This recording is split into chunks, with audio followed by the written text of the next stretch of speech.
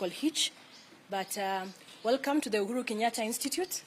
And today we would just like to give a response to the issues that were addressed and raised by the government spokesperson, Mr. Isaac Mwaura, on the 31st of May 2024, when he was addressing a press briefing, and it concerns the benefits of the retired president. Now, you've been given a press kit. A press kit will be going around right now. And in the press kit, there are documents that I will be speaking to as I address the issue. I will first try to respond to the issues that were raised by the government spokesperson, and then I will present the official position of the office. And I hope that's okay.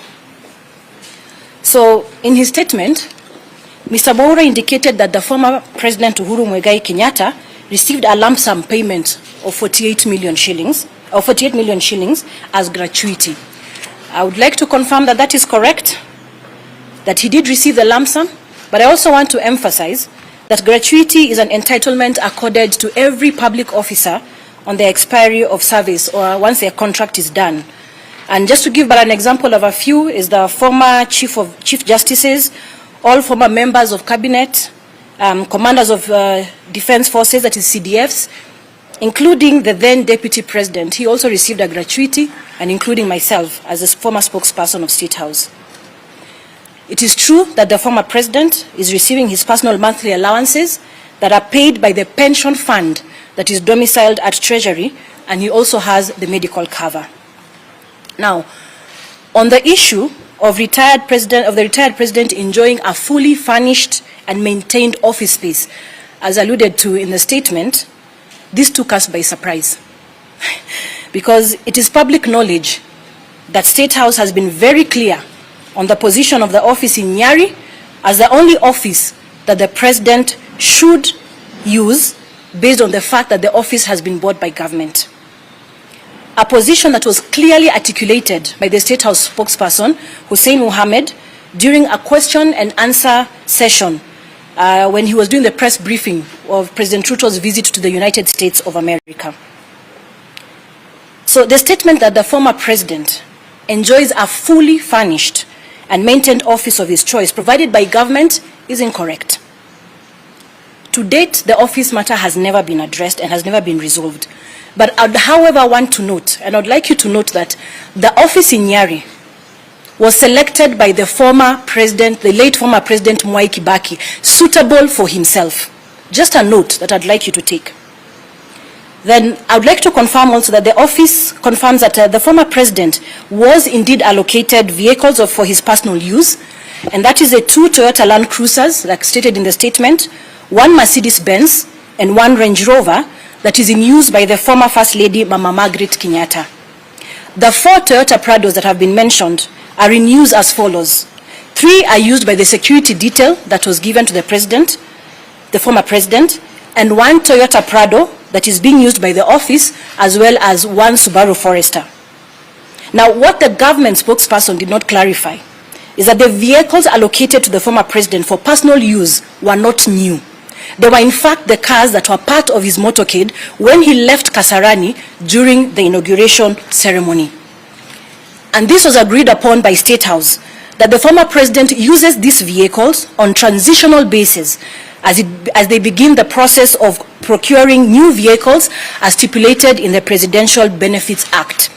That is 2 new vehicles of the retired president's choice, replaceable every 3 years, and each car having an engine capacity not exceeding 3,000 cc's.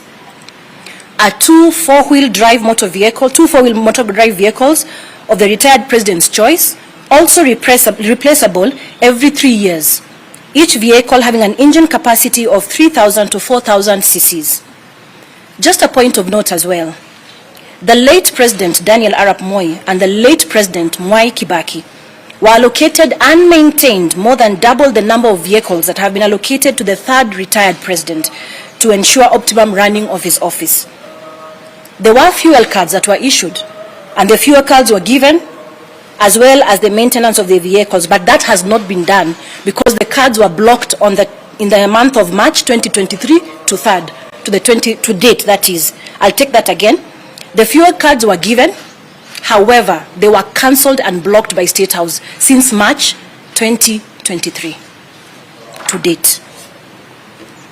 There have been reports on some local dailies that stating that State House has undertaken repairs and maintenance of vehicles under the former president's office. That is incorrect. In fact, I want to say that I did receive calls from some journalists to verify incomplete forms provided by a State House official as evidence of services rendered towards repairs and maintenance. And despite my clarification, they still went ahead to quote these as valid documents of services rendered. And those copies of those incomplete forms you have in your press pack, you'll be able to peruse that. These forms, you'll see that they have the word approved at the corner, which is what was being used by State House to say that they have approved the services. That signature, I would like to clarify, ladies and gentlemen, belongs to the former State House Comptroller, that is Mr. Kinothi Ambogwa, who is currently the AIE holder of the office of the third retired president. And those forms, or those requisitions, were not honored by the accounting officer, who is our accounting officer, that is the State House Comptroller. A complete requisition forms, just for your note, contains signatures and approval notes from heads of department. It is therefore the position of the office of the third retired president that the government of the day has not undertaken nor facilitated any repairs, maintenance of any vehicles under this office, neither have they fueled any cars under this office.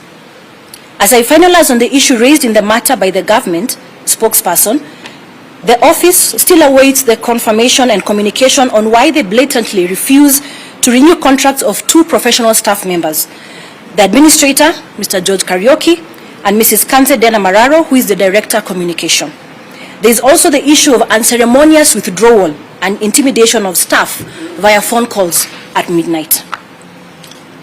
We have provided a list of the complete staff serving in the office of the retired third president, and would also like to clarify that the list that Mr. Mwaura presented in his statement had the wrong tally.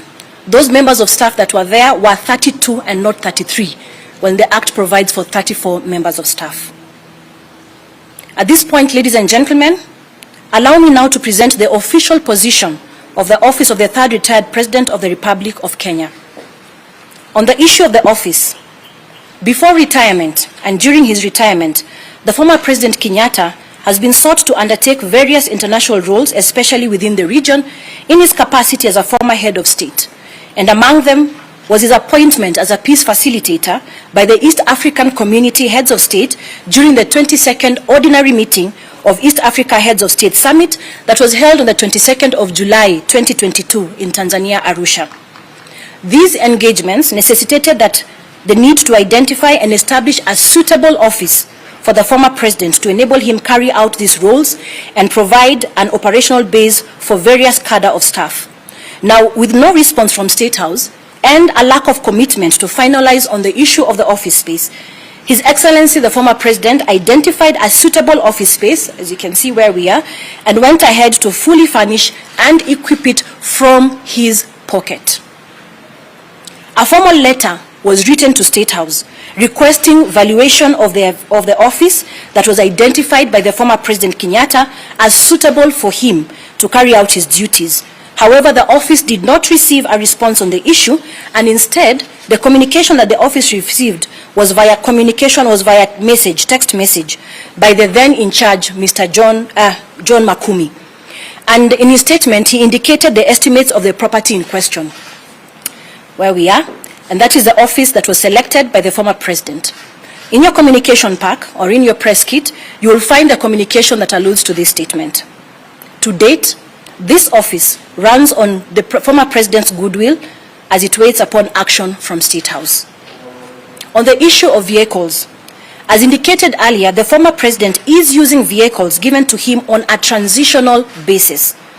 The office would like this to go on record that after transition, a conversation on the purchase of vehicles as required by the Act commenced between the two offices. That conversation I have made available for you also on the kit, and it notes that the identification of vehicles was done down to the color of the vehicle, and then the conversation froze. To date, no discussions have been revived. We don't know if the cars were purchased or not. On international trips, Since retirement, the former President Uhuru Kenyatta has undertaken several official trips related to the roles and duties he has engaged in, and only 2 such trips have been honored. The trip to Ethiopia on matters concerning the peace process led by the African Union, and the one to Burundi that was the 11th summit of the heads of state and government of the East African Community on the issues pertaining to the peace process in the Democratic Republic of. The office did submit other requests for facilitation of trips, but received no response. That too you'll find in your press pack. Now the budget is the 4th issue. Now this is actually the core issue that the office seeks to have addressed: budget allocation. In the year 2022-2023, financial year 2022-2023, Parliament allocated this office 655 million shillings. To date, the office can only confirm absorption of roughly 28 million shillings, spread across payment of allowances for domestic travel, as well as facilitation of the 2 trips that I mentioned earlier that were honored. That is approximately 4.4% of the total budget for that particular year. And this does not include the payment of salaries and medical insurance. The financial year 2023-2024 that ends in a few weeks, the budget allocation for this office was 503 million shillings. The year is ending without the office having any access to this allocation. The total amount for the 2 years that we have not had access to this approximately 1 billion Kenya shillings. We can confirm that salaries have been paid, as well as medical insurance, but we cannot allude to how much it is. Now, in the coming year, which is 2024-2025, the budget allocation is 579 million shillings. Well, the office waits with bated breath to see if this will be honored. You see, the quagmire that this office is in is that the office cannot substantiate what has been used and where the monies have been used, since several requests and attempts to get budget returns from the accounting officer, who is the State House Controller, have fallen on deaf ears. We would also like to distance ourselves from budget estimates tabled in Parliament. Our position is that we had no input on the budget estimates that informed the allocation of 450 million shillings that Treasury projects to allocate the office of the 3rd retired president in the coming year of 2025-2026, which is 475 million shillings for the year 2026-2027, as was reported by the Star newspaper of the Tuesday, May 14th, 2020.